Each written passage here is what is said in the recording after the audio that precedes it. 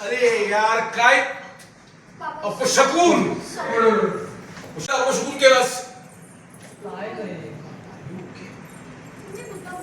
मुद्दाम नाही केलंस तरी पण झाली ना चूक.